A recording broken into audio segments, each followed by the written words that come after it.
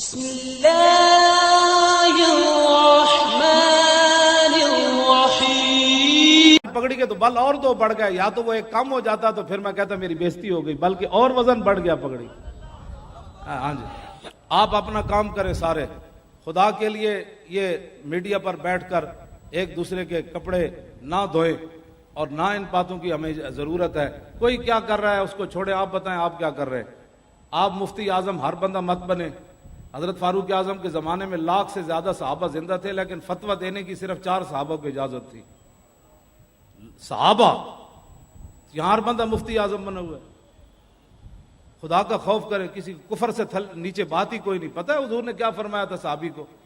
فرمایا تو نے اس کا دل چیر کے دیکھا تھا، تو نے اس کا دل چیرا تھا، تو نے اس کا دل چیرا تھا۔ کیا آپ مطلب بچے ہو کر اور بچوں والی کام کھیلتے ہیں اور جماعت کو خراب کرتے ہیں۔ ہم جو چپ ہیں، ہمارے خلاف کیا کچھ لوگ نہیں کرتے۔ میرا کبھی آیا جی ایک کلپ بھی کسی کے خلاف، جیڑا بیٹھے اٹھ کے کلپ دینا شروع کر دیتا ہے۔ بچوں کا کھیل بنایا تسی، وہ جی میرے خلاف فلاں نے، شکر نہیں کرتے آپ کے خلاف بات کی ہے۔ تو اسی درخت کو پتھر لگتے ہیں جس کے ساتھ پھل لگا ہوتا ہے۔ تو جس کا پھل نہیں نہ لگا ہوتا اس کو درخت کوئی نہیں مارتا، اور پتھر کوئی نہیں مارتا۔ خدا کے لیے آپ یہ باز آ جائیں اور لبیک کا کام کریں، اور ایک دوسرے کو مانیں۔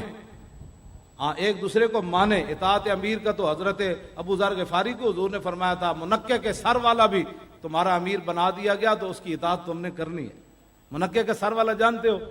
وہ گجرات کے اندر رضشاد دولہ ولی کہ وہ چھوٹے چھوٹے سر والی جو آتے ہیں، ہاں وہ منقع کے سر والا، چھوٹے سے سر والا بھی تمہارا۔ تو اطاعت امیر تو ضروری ہے۔ اگر اطاعت، ہاں اگر وہ امیر جو ہے وہ شریعت کا باغی ہو جائے۔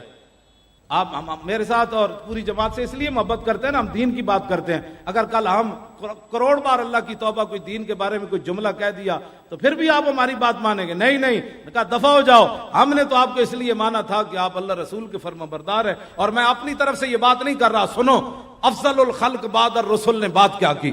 ایھا الناس، یہ تاریخ لبیک یا رسول اللہ کا منشور۔